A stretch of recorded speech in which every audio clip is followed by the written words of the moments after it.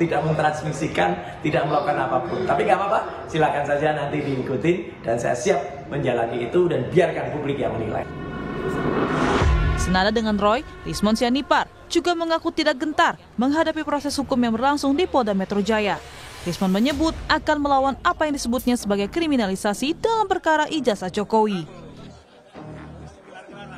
Kami tidak gentar sama sekali ya untuk menghadapinya karena kami berbasis ilmiah dan berbasis sains dan fakta-fakta di lapangan, sehingga kami akan lawan ya segala bentuk kriminalisasi terhadap kami. Ya, kami tidak gentar sama sekali. Kami akan melanjutkan perjuangan ini karena kami tidak ingin ke depan seorang presiden ya memiliki latar belakang pendidikan yang diragukan oleh publik. Sementara kuasa hukum Joko Widodo Rifai Kusumanegara bilang naiknya kasus ini ke penyidikan bahwa ada kebenaran yang dilaporkan Jokowi hingga mengandung unsur pidana. Kami sendiri tidak pernah ya dengan menghormati asas praduga tidak bersalah, kami tidak mau mendahului siapa terlapor di perkara ini karena kembali lagi undang-undang ITE itu sangat luas ya, yang bisa terus serta dilibatkan. Siapa yang melakukan editing, siapa yang melakukan transmissing, siapa yang menyampaikan kalimat-kalimat yang bertendensi fitnah dan pencemaran, itu biar diurai secara hati-hati oleh pihak penyidik. Sebelumnya, Polda Metro Jaya menyatakan menemukan unsur pidana dalam perkara ijazah Jokowi. Salah satunya aduan yang dilaporkan Jokowi pada 30 April lalu terkait pencemaran nama baik dan fitnah. Polda Metro Jaya juga menerima 5 laporan soal ijazah Jokowi lainnya. 3 diantaranya juga naik ke tahap penyidikan dengan objek perkara penghasutan. Lalu, Baris Krim Polri juga telah melakukan gelar perkara khusus pada Rabu pekan lalu dalam perkara ijazah Jokowi. Tim Liputan Kompas TV.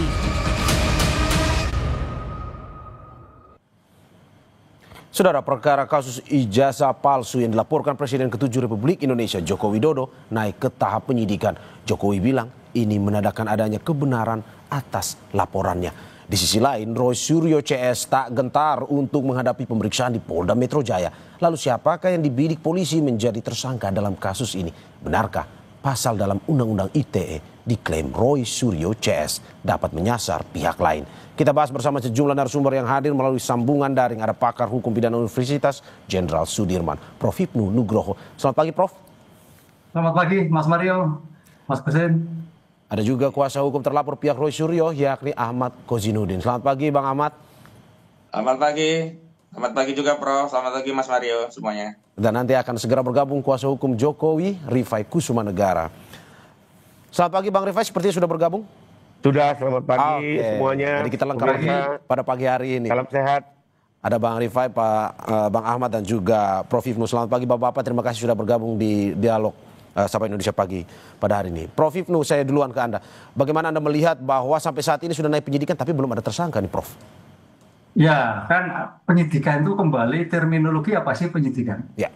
Penyidikan itu adalah serangkaian tindakan penyidik untuk mengumpulkan barang bukti guna menentukan tersangka. Ya. Nah, jadi tersangka terakhir. Oleh karena itu, saya kira Polda Metro Jaya mulai hari ini sudah harus mengumpulkan bukti-bukti. Apakah bukti itu bukti elektronik, bukti keterangan, bukti media, termasuk saksi-saksi yang kemarin di tingkat sidik dipanggil, Bang Roy CS, termasuk mungkin Pak Jokowi juga dipanggil kembali untuk pada tingkatan penyidikan. Nah, rangkaian tindakan penyidikan itu menentukan siapa tersangka. Ya. Yang membedakan gini, Mas Mario, kalau ini delik aduan. Absolut, ya, itu sudah pasti ada tersangkanya karena menyeludupi orang. Ya. Tapi kalau delik umum belum tentu, masih bisa melebar. Tapi bukan berarti apa yang diadukan, ya, tapi paling tidak sudah ada kalau delik aduan. Bisa menambah, bisa berkurang. Oke, tapi berarti pasti ada tersangka dalam kasus ini ya? Dalam laporan ini pasti ada tersangka berarti menurut Anda ya? Ya, pengadu biasanya sudah dimintai. Siapa kira-kira yang menjadikan, kan ada beritanya kan ya. Itu loh. Nah, itu untuk memudahkan. Itu yang membedakan delik umum dan delik aduan. Ya. Oke, dan dari terlapor yang ikuti rangkaian pemeriksaan kemarin, apakah peluang menjadi tersangka? Ya, itu tergantung dari bukti yang bukan. Makanya di sini nanti bukti-bukti itu berbicara bukti mengarah kepada siapa saja sih yang waktu itu memberikan suatu keterangan yang menyudutkan, yang memberikan berita bohong, yang dan sebagainya. Karena ini kan tindak pidana ini suatu, ya kalau dikatakan sebab akibat ya, sebab akibat dari dugaan kepalsuan, dugaan itu mengakibatkan adanya suatu pencemaran kan gitu. Jadi tidak bisa terpisahkan. Ini suatu rangkaian. Oleh karena itu perdebatannya kemarin Pak Ahmad Khoizul kan, ini gelar perkara dulu, dari dulu diteruskan atau tidak tergantung. Ya. Ini suatu rangkaian. Walaupun suatu yang berbeda, tapi tidak bisa dipisahkan. Oleh karena itu mudah-mudahan nanti dalam hal penyidikan ini menjadikan terbuka semua, baik terhadap pencemaran termasuk ijazahnya diberikan dalam suatu pembuktian dalam pemeriksaan yang bersangkutan. Oke, saya ke Bang Ahmad. Bang Ahmad, klien Anda punya potensi untuk menjadi tersangka dalam kasus ini. Tanggapan Anda seperti apa? Ya, yang pertama memang proses penyelidikan ditingkatkan menjadi penyidikan itu kewenangan subjektif aparat penegak hukum, dalam ini polisi di Polda Metro Jaya. Tapi tahapan, proses, dan prosedur dalam peningkatan penyelidikan menjadi peningkatan itu adalah suatu hal yang objektif yang bisa dinilai oleh para pihak termasuk kita semua rakyat Indonesia. Dan dalam konteks itulah saya menilai ini Polda kebelet ingin memenjarakan orang. Karena demikian, sebagaimana Prof. Ibnu tadi sampaikan bahwa kasus ini tidak bisa dilepaskan dengan dugaan ijazah palsu yang sudah dilakukan prosesnya di Barreskrim Mabes Polri. Dan terakhir, Barreskrim sedang mengadakan gelar perkara khusus oleh Biro Wasidik yang sampai hari ini belum diketahui hasilnya. Semestinya proses ini baru bisa dilanjutkan setelah tegas jelas ada hasil dari Barreskrim Mabes Polri tentang Biro Wasidik, apa hasil dari gelar perkara khusus.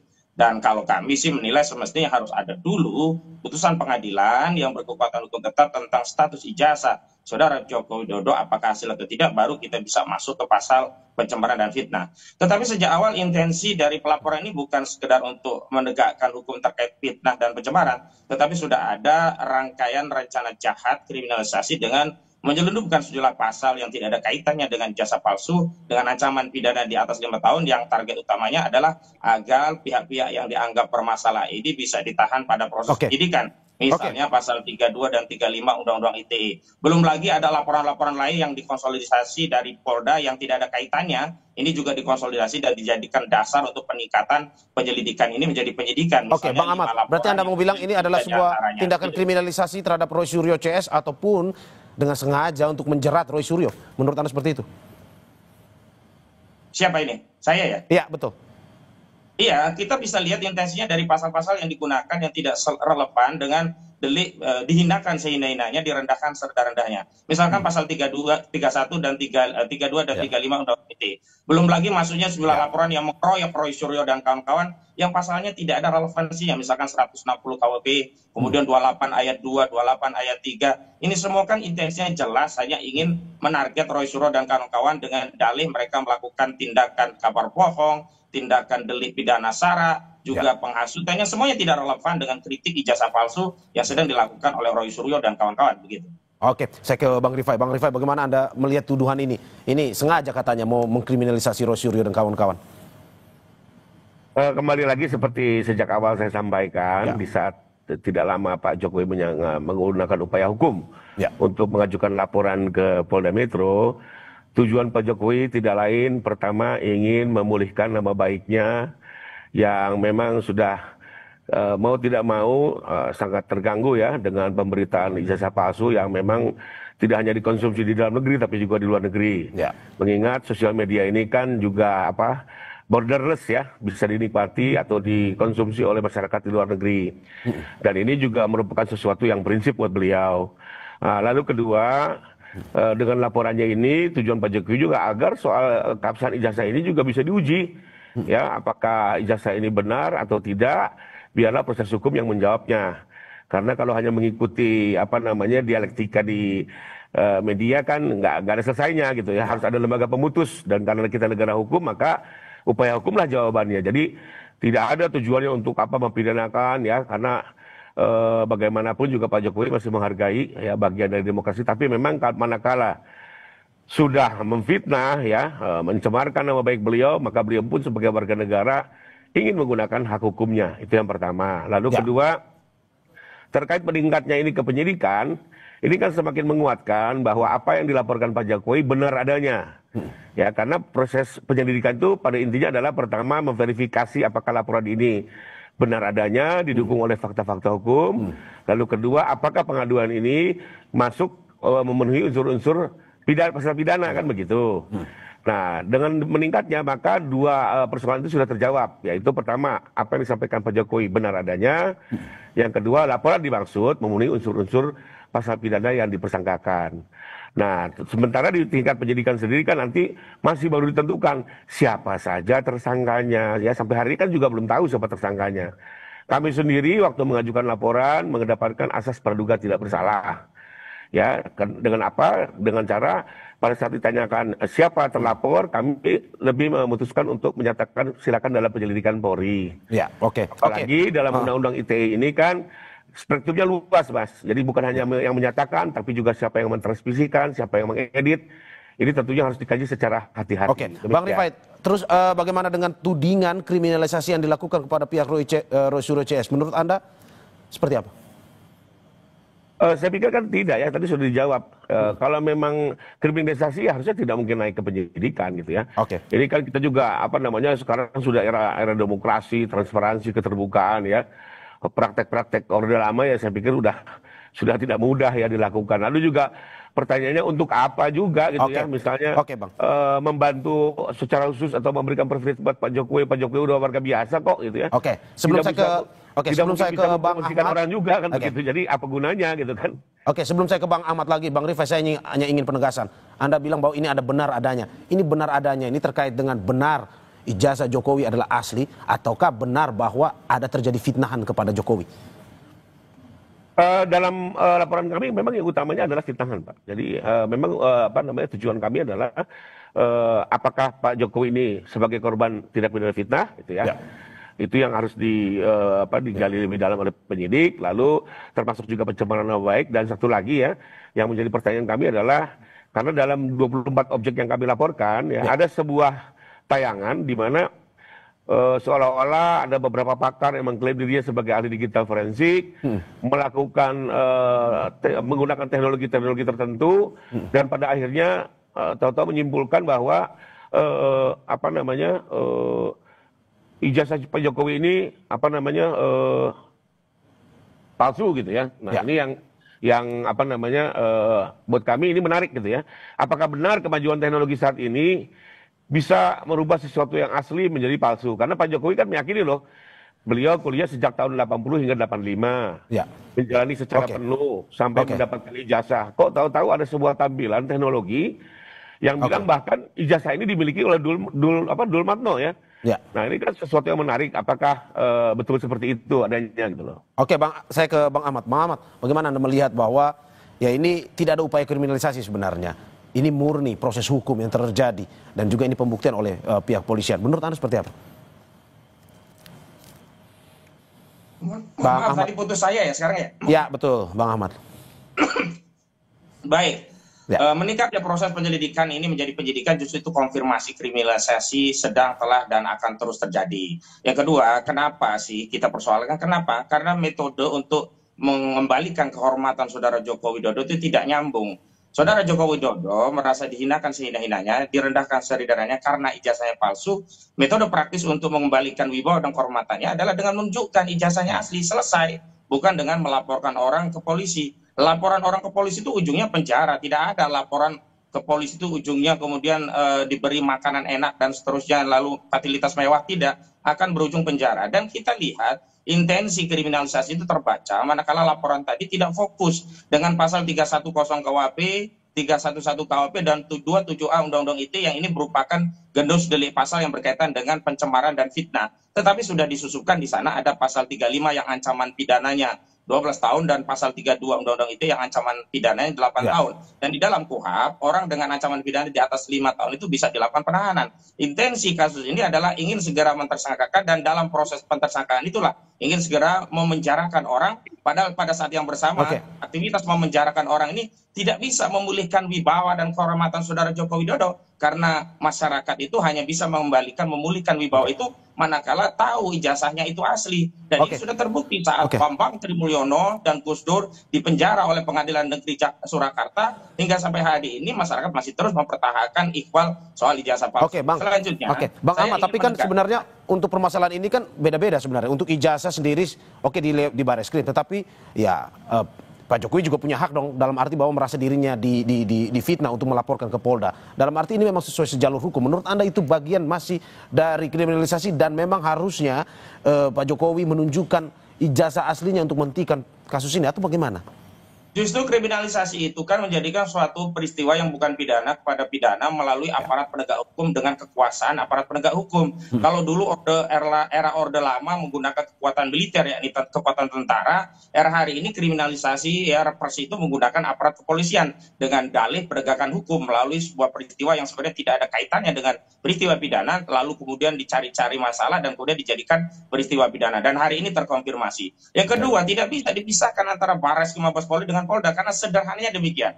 Orang dituduh memfitnah, ijazahnya palsu. Orang dituduh mencemarkan nama baik, ijazahnya palsu. Dia harus dibuktikan bahwa ijazah itu asli. Sepanjang ijazah ini belum dibuktikan asli, maka tidak bisa tuduhan itu dilanjutkan. Nah, tuduhan ijazah ini palsu itu bisa dihentikan manakala di Bareskrim dilanjutkan ke pengadilan, dan di pengadilan terdapat kekuatan putusan pengadilan menyatakan ijazah ini absah dan kemudian Jokowi dinyatakan tidak bersalah. Nah, dari putusan itulah baru bisa masuk kepada proses adanya dugaan tindakan fitnah dan juga pencemaran. Dan kalau kita kembalikan kepada dasar-dasar bukti terkait argumentasi ijazah ini bermasalah, kan sudah banyak disampaikan kepada publik tentang masalah-masalah yang ada pada ijazah ini, baik dokumen ijazah serta sejumlah riwayat pendidikan saudara Joko Widodo. Tetapi terkait ijazah ini asli belum pernah ditunjukkan, yang ada hanyalah testimoni yang kita butuhkan saat ini adalah keterangan, bukan keterangan testimoni, bukti. Dan bukti yang paling punya kekuatan dalam masalah ini adalah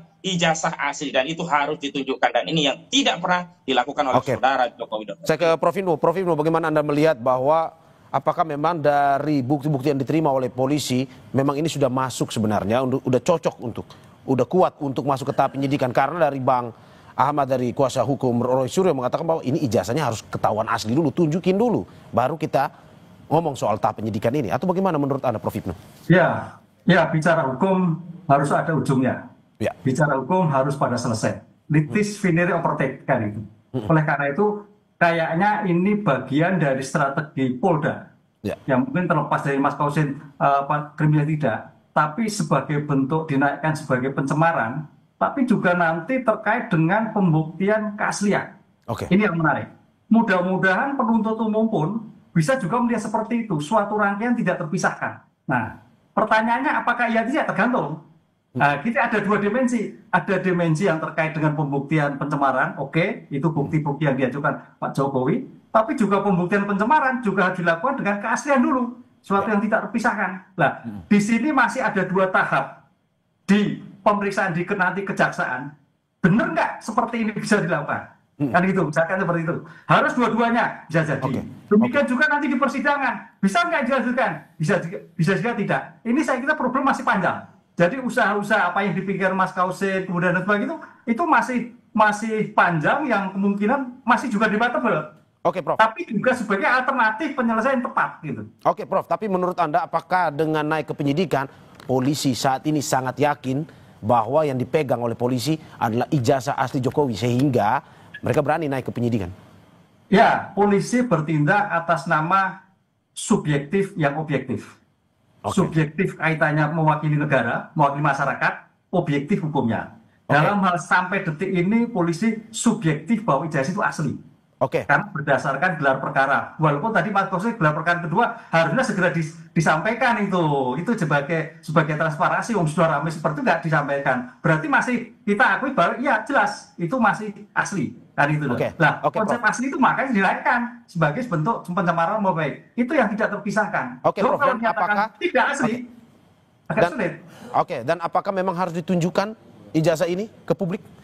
Nah, dalam hal kaitannya di pemeriksaan peradjudikasi, kaitannya dengan penyelidikan, bisa iya bisa tidak. Tapi kalau sudah masuk adjudikasi, apalagi pemeriksaan persidangan, apalagi pemeriksaan di tingkat penyidikan, mau tidak mau harus diberikan. Karena itu bagian dari untuk membuktikan hak bahwa betul atau tidak bahwa terhadap ijazah itu disepertikan.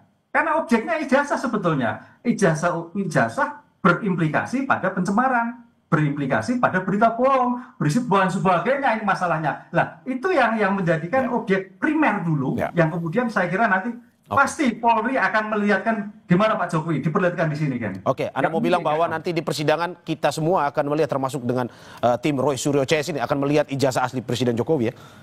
Iya, apalagi di persidangan. Kan Pak Jokowi sudah menyampaikan, nanti bisa disampaikan itu. Oke, saya ke Bang Rifai. Bang Rifai, bagaimana dengan tim kuasa hukum Pak Jokowi? Apakah siap nantinya melihat keinginan publik, termasuk juga dari Roy Suryo CS ini, yang mengatakan bahwa harus tunjukin dong ijazahnya? Apakah dari pihak kuasa hukum siap untuk memperlihatkan secara luas, secara publik, ijazah asli Presiden ke-7 Republik Indonesia Joko Widodo? Tapi sebelum Anda menjawab, kita saksikan jeda berikut.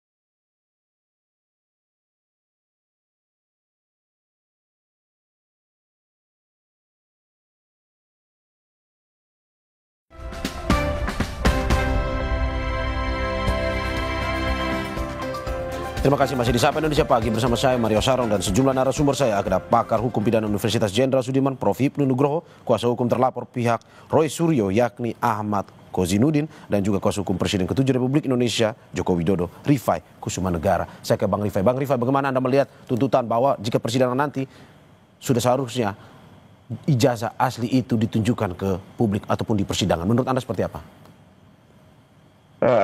Pertama, sesuai apa yang pernah disampaikan oleh Pak Jokowi, ya bahkan di depan media secara langsung bahwa tentunya manakala diminta dalam proses penegakan hukum, beliau akan menyerahkan, tidak hanya menunjukkan loh, menyerahkan ya kepada penegak hukum, baik ya, apakah diminta oleh polisi ataupun oleh hakim dalam persidangan. Dan itu sudah dibuktikan ya, pada saat pertama kami membuat LP di Polda pun kami diminta menunjukkan, kami tunjukkan. Lalu pada saat diperiksa sebagai terlapor di Barreskrim juga tidak hanya menunjukkan, kami menyerahkan, disimpan hampir 3 minggu lalu dilakukan lapor ya. Jadi pada intinya kita tentunya kooperatif dan siap terbuka. Bahkan juga pernah di kediaman beliau kan dengan beberapa media, wartawan media mainstream beliau berikan juga, beliau tunjukkan. Nah cuma memang intinya adalah ya beliau juga tidak mau seenaknya orang ngomong tunjukkan lalu tunjukkan gitu. Memang siapa gitu kan. Orang juga harus tahu diri gitu loh. Dalam kepentingan apa? Anda siapa kan begitu. Tolong juga dilihat hubungan hukumnya kan begitu. Apalagi ada 2 undang-undang juga yang melindungi kami untuk tidak ada kewajiban hukum kami untuk sekedar menunjukkan siapapun diminta orang ya. Termasuk nanti dalam persidangan ya, manakala perkara Polda melaju, kalau tidak salah saya dapat info juga akan dilakukan lapor ulang ya. Dan tentunya kami akan serahkan, dan manakala nanti disita untuk ditunjukkan di sidang tidak ada masalah. Ya kami akan kooperatif ya. Lalu kedua tadi saya mau komentar sedikit nih dari kuasa hukum TPAI terkait bahwa kriminalisasi.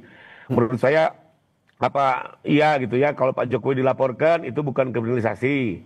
Tapi kalau Pak Jokowi melaporkan balik itu kriminalisasi. Menurut saya gini deh, kita kan sama-sama lah, ini negara hukum, kita kawal saja perkara ini masing-masing. Ya kita lakukan upaya hukum terbaik, baik dari segi penasihat hukum pelapor maupun terlapor.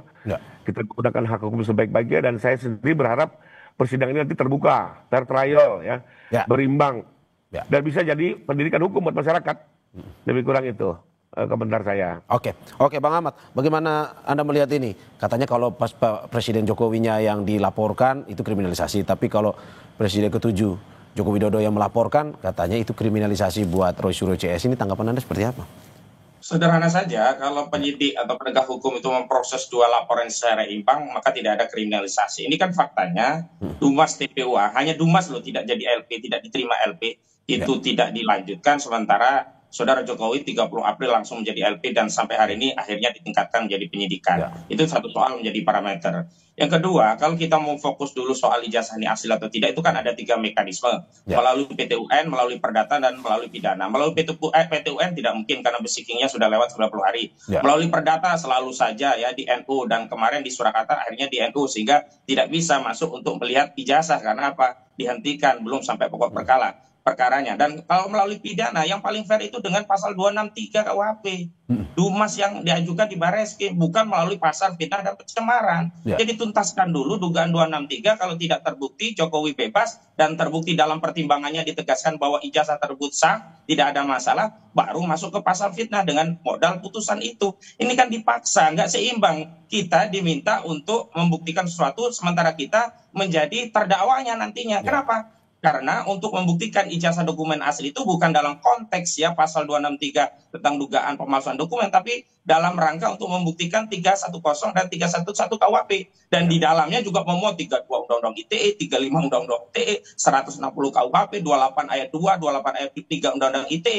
Ini kan intensinya kelihatan jelas. Kalau tadi loh persoalannya hanya soal ingin mengembalikan marwah wibawa, ya udah nggak usah pakai pasal 35, 32. Fokus saja 311, 310. Kan itu laporan Saudara Jokowi. Ada pasal 35 yang ancamannya 12 tahun. Ada pasal 32 yang ancamannya 8 tahun. Ini kan intensinya jelas mau menjarain orang. Kalau memang targetnya mau menjarain orang, itu kan sudah dilakukan juga terhadap Gus Dur. Dan persoalannya kan di Gus Dur, sidang selama 6 bulan saya hadir, itu ijazah kan juga nggak pernah dihadirkan gitu loh. Apakah iya sekarang mau memperlama persoalan ini kalau memang ada asli dengan menunjukkan ijazah, itu juga selesai dengan dalil tidak punya kewenangan dan sebagainya. Ada hubungan hukum warga negara dengan Presiden ke-7.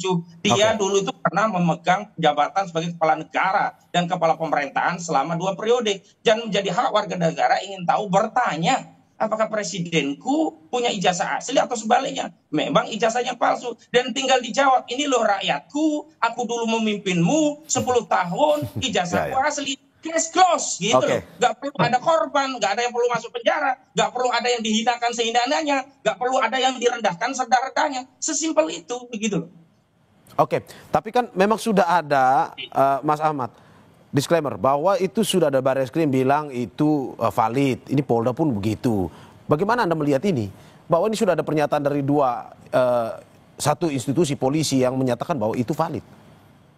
Sepanjang tidak ada perdebatan sengketa terkait apakah absah atau tidak dokumen ini, sebenarnya otoritas UGM pun cukup. Tapi hari ini kan dipersoalkan. Kalau ada persoalan hukum, maka otoritas yang paling berwenang untuk menentukan satu sengketa antara para pihak ini ya putusan pengadilan. Dan ingat, putusan pengadilan itu tidak hanya putusan judek faksi tingkat pertama, tapi harus judek juris tingkat Mahkamah Agung. Artinya harus berdasarkan putusan pengadilan yang berkekuatan hukum tetap. Maka di situ tidak ada lagi perdebatan. Kalau hari ini, mohon maaf, kalau versi Barreskrim, dulu kasus Joshua Huta Barat, versi Barreskrim seperti apa? Ternyata waktu diperiksa lebih lanjut berbeda. Dulu versi-versi penyidik dari kasus Vina Cirebon seperti apa? Ternyata kenyataannya berbeda. Karena itu hari ini kita tidak sedang mempersoalkan daripada kelembagaan dari institusi Polri, tetapi pada proses, tahapan, prosedur, serta berbagai tindakan institusi penegak hukum kita yang harus kita kontrol. Dan saya sekali lagi mau konfirmasi, memang Saudara Joko Widodo bukan lagi presiden hari ini. Tetapi naiknya kasus ini menjadi LP langsung diterima di 30 April, sementara Dumas nggak pernah naik-naik. Lalu hari ini naik menjadi penyidikan, itu menjadi bukti bahwa Saudara Joko Widodo meskipun sudah purna tugas, tapi kekuasaannya masih melingkupi seluruh aparat. Karena itu saya tidak percaya kasus ini sebelum Kapolrinya diganti. Karena apa? Kapolrinya itu dulu yang melantik adalah Saudara Joko Widodo. Secara bahasa Jawa saja pasti Bektewo. Apalagi kalau sudah banyak hal-hal yang diberikan oleh Saudara Joko Widodo kepada Listio Sigit Prabowo. Karena itu, kalau ingin kepercayaan publik terhadap masalah ini bisa kredibel gitu ya, harusnya transparan. Nah, ini Polda mengulangi yang di Barreskrim ya, gelar perkara gak ngajak para pihak saja dipersoalkan dengan gelar perkara khusus. Hari ini gelar perkara sepihak, kamu nggak pernah dilibatkan. Dan laporan awal Saudara Jokowi, ini buktinya cuma apa? Fotokopi. Mana mungkin kemudian masyarakat melihat ini tidak ada kekuasaan yang bermain di sana. Soal bahwa ada bantahan-bantahan itu silakan saja, dan saya juga membalikan tafsiran-tafsiran tentang ada tidaknya kekuasaan bermain, ada tidaknya kriminalisasi dalam kasus ini kepada seluruh masyarakat. Demikian. Oke, Bang Rifai, bagaimana Anda melihat bahwa sebenarnya kalau dari kuasa hukum Roy Suryo dan teman-teman bilang ya sudah tunjukin saja ijazahnya, tidak perlu sampai melaporkan terkait dengan laporan teman-teman ini. Menurut Anda seperti apa? Ya, masalahnya kan tidak sesimpel itu. Contohnya, kita lihat sendirilah UGM sendiri sebagai lembaga yang memiliki otoritas sudah memberikan statement resmi ya secara terbuka, ya bahkan disaksikan oleh teman-teman alumni gitu ya. Sudah menjelaskan ijazah itu asli, kan tidak selesai gitu loh. Memang tujuannya kan bukan itu gitu ya, tidak hanya sekedar memverifikasi, ya tapi memang ini kan apa namanya ingin terus diangkat menjadi isu politik ya. Dan kita sudah melihat itu ya, sekalipun kami orang hukum juga, tim kami juga ada tim politik juga yang memberikan masukan-masukan ya, tentunya tidak apa namanya senaif itulah gitu ya. Kedua, pertanyaannya kalau ditunjukkan nih, apakah sekarang mata kita bisa melihat membuktikan ini asli atau tidak? Tentunya kan tidak kan. Kembali lagi apa? Laboratorium forensik yang menentukan. Ya, jadi ini sebenarnya kalau saya sih di awal dulu menyebutnya di jebakan Batman gitu ya. Ditunjukkan, nanti difoto, setelah difoto dikaji lagi secara digital forensik yang memang sebenarnya nggak bisa gitu ya. Beberapa ahli juga sudah didengarkan, bukan hanya di mana-mana di media, banyak ahli digital forensik sudah banyak bicara bahwa memang untuk bukti ijazah itu harus secara apa namanya forensik konvensional, tidak bisa dengan digital forensik. Karena apa? Seperti contoh uang palsu ya, uang palsu dengan uang palsu yang kita foto. Untuk menguji keaslian uang palsu kan tentu harus dilihat jenis kertas, jenis tinta, jenis benang pengaman. Itu semua kan bisa dilihat manakala diperiksa secara analog. Dari foto tidak akan terlihat jenis kertasnya seperti apa, jenis benang pengamannya. Jadi kembali lagi saya sih tidak melihat ada urgensi ya. Bahkan dengan permintaan-permintaan yang tidak berdasar ini tentunya kami ya kembali saja kepada koridor hukumnya. Apakah ada kewajiban hukum kami untuk menunjukkan? Kalau tidak ada, ya kita tunggu perintah hukum dari pengadilan. Lalu kedua, sebenarnya kalau menurut hukum ini sudah final soal keaslian ini ya. Dengan pemeriksaan lapor ini sudah selesai bahwa itu asli identik ya, dikuatkan lagi dengan keterangan UGM. Sebagai ilustrasi mungkin gini lah, dalam kasus kematian, ya kematian itu kan dijawab dengan otopsi, selesai. Ya. Tidak perlu putusan pengadilan yang menyatakan betul orang itu mati, tidak. Pengadilan itu hanya menentukan dua. Satu, siapa pelakunya. Dua, menjatuhkan pidana pembunuhan. Ya, mau penghukuman gitu ya. Tapi bahwa kematian ini apakah perlu dinyatakan oleh hakim? Tidak juga gitu ya. Karena kematian itu cukup dinyatakan oleh otopsi ya. Hakim sendiri nggak punya kewenangan untuk menentukan betul orang ini sudah mati secara kedokteran gitu ya. Termasuk juga soal laboratorium forensik ini sebenarnya sudah selesai. Ya, mau diuji berkali-kali pun sepanjang dilakukan dengan cara analog ya saya yakin itu asli ya. Dan ini linear dengan alat bukti lainnya, bukan sekedar lapor loh ya. Keterangan teman-teman Pak Jokowi ya, sekian puluh orang, masa semua orang mau berbohong ya. Sehebat apa Pak Jokowi bisa bikin semua orang berbohong kan begitu ya, naif sekali gitu. Termasuk juga dokumen administrasi perkuliahannya kan sudah diperiksa semua. Nah lalu tadi terkait tuduhan jangan-jangan ada kekuasaan bermain, pertanyaannya PN Solo ini baru menyatakan gugatan itu NO, apakah ada kaitannya Kapolri dengan PN Solo gitu ya, kan nggak ada hubungannya. Itu kekuasaan yudikatif yang terpisah ya. Jadi kembali lagi ya soal bahwa tentunya pihak terlapor akan selaku melakukan berbagai upaya untuk melakukan pembelaan, kami hargai karena kami juga sering di posisi itu ya. Tapi kembali lagi litis finiri oportet ya, sesuai yang disampaikan Prof. Semua harus ada akhirnya, publik juga ingin dapat kepastian. Saya ke Prof Ibnu. Prof Ibnu, bagaimana Anda melihat perdebatan ini? Satu sisi ya tidak perlu harus menunjukkan secara langsung, ada ranah-ranahnya, ranah hukum untuk menunjukkan ijazah Jokowi. Tapi di satu sisi dari Rosyuri CS sudah ini perlihatkan dong untuk menghentikan kriminalisasi yang dianggap seperti itu. Menurut Anda seperti apa?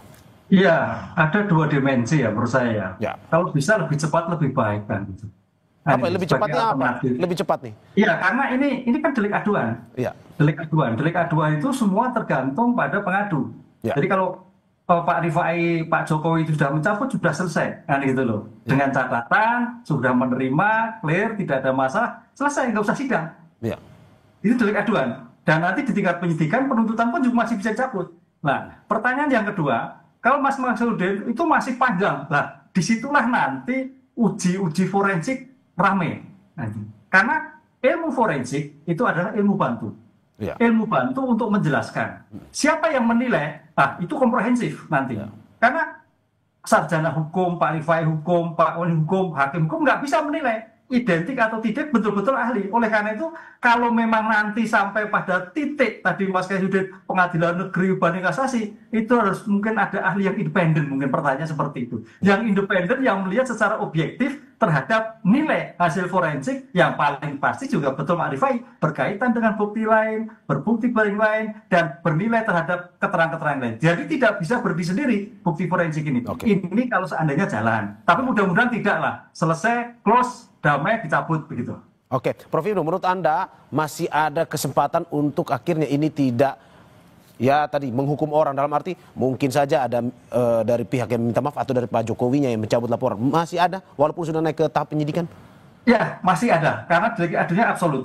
Oleh karena itu nanti seandainya nanti di penyidikan dipertemukan oleh Polda, ini loh ijazahnya, ini loh Pak Kasudin, ini loh Mas Roy dan sebagainya. Oh asli ya sudah minta maaf. Clear. Kemarin kalau nggak salah dari teman-temannya klien Pak Kasudin, kalau sudah tunjukkan selesai kan cabutlah. Itu suatu yang baik.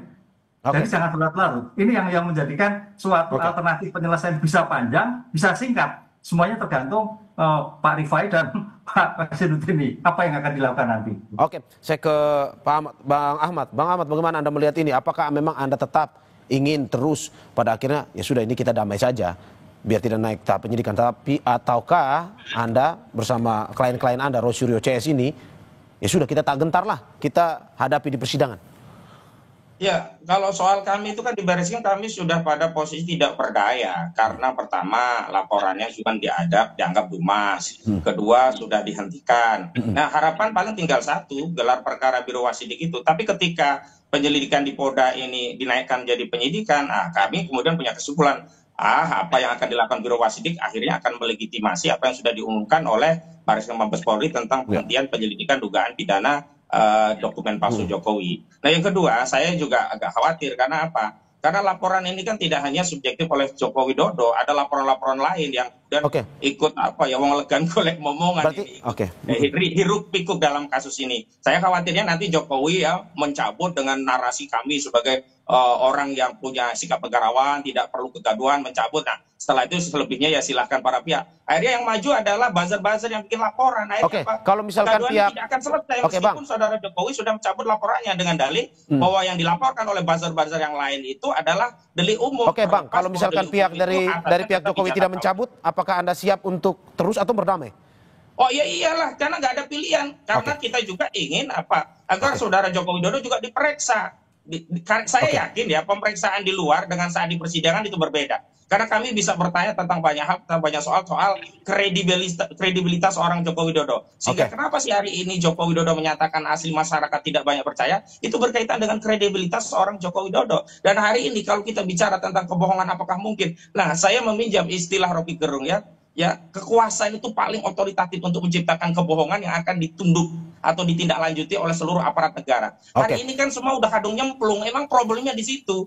Semua sudah kadung nyemplung, MPR kadung nyemplung, DPR kadung nyemplung, partai sudah kadung nyemplung 10 tahun diam saja. Nah, tiba-tiba ada bukti yang bisa mengembalikan persoalan ini pada persoalan lampau Gus Nur, itu yang menjadi soal saya kira. Bukan masalah Jokowi tidak mungkin berbohong soal ijazahnya. Begitu. Saya ke Bang Rifai.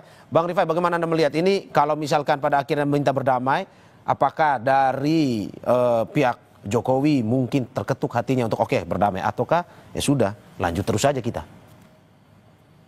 Sebagai advokat ya kami juga tentunya terikat pada kode etik di mana setiap advokat itu juga harus mendorong atau paling tidak jangan menghalangi niatan untuk berdamai ya, karena itu sesuatu yang diatur di kode etik dan kami juga tentunya akan menaati itu. Nah, kedua, waktu ini fakta ya, jadi waktu beliau menandatangani surat kuasa, beliau secara langsung bertanya kepada saya, ini kalau nanti dalam perjalanan dicabut bisa nggak?